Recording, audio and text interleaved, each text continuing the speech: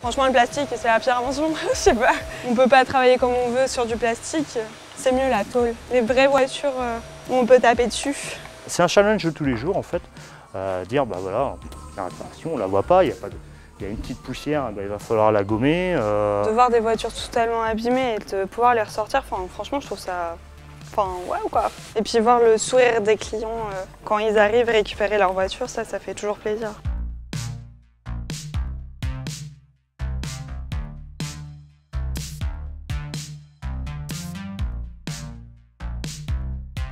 Moi, c'est Enora Delbès, donc je suis en CQP carrosserie peinture. Et je travaille à la carrosserie Kemener depuis 1 an et demi. Ouais, si, 1 an et demi. Kemener Anthony, je suis gérant de la carrosserie Kemener. On a un effectif qui est de 7 personnes, dont 2 apprentis, Jimmy et Enora. Et là, on ne touche pas du tout. Alors tout ça, non, parce qu'on va venir... Caché. Je viens juste sur la tranche, comme ça on mettra une mousse plate juste là.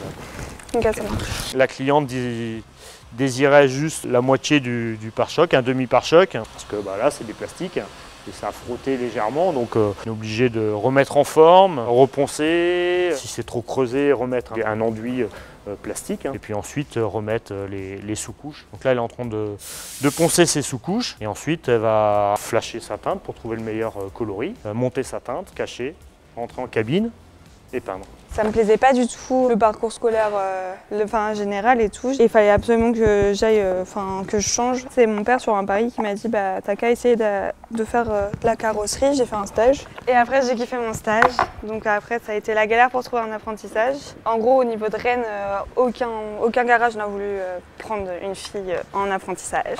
Donc les portes sont ouvertes. Et puis direction la carrosserie Kemener. Il y a eu du vandalisme sur ce véhicule-là. Il y a un rétro qui était cassé. Le client il a récupéré son véhicule comme ça.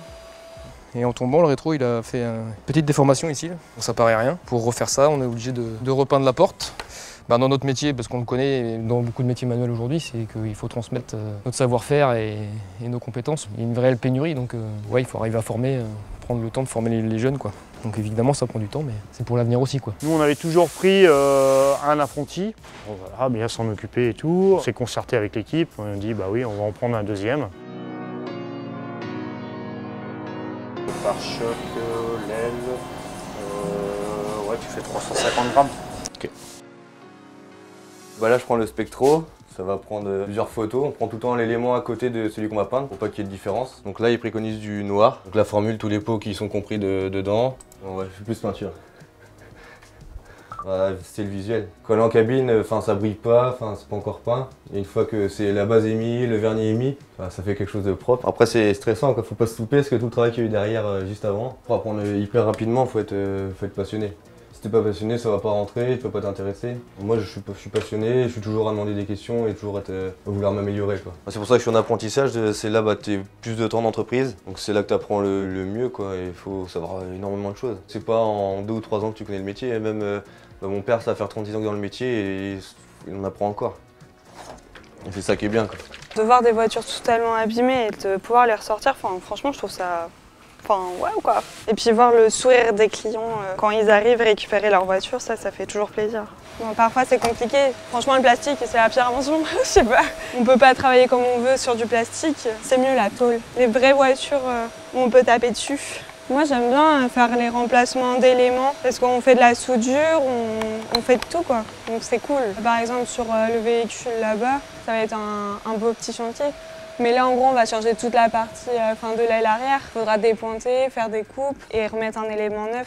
J'aime trop faire ça, moi. Malheureusement, ici, faut aller assez vite. Du coup, j'ai pas le temps de faire tout ça, moi.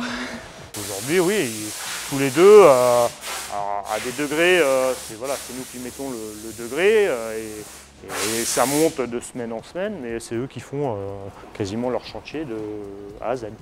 Voilà, sûr, sous nos conseils, hein. On n'est pas là pour les lâcher comme ça.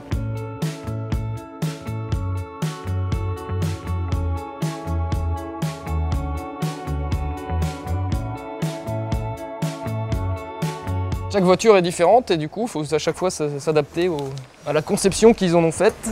Donc avant de tout casser, il faut réfléchir. Ce que je dis aux apprentis souvent, c'est pas parce qu'on est au fond d'un atelier qu'on ne fait pas marcher notre cerveau, bien au contraire. Ouais, le but c'est vraiment de contenter le client et le faire revenir, mais pas parce que ça se décolle justement, parce que s'il revient un jour, ce que je lui souhaite pas, c'est parce qu'il est content, il se souvient qu'on a travaillé correctement et qu'on a pris soin de son petit jouet quelque part.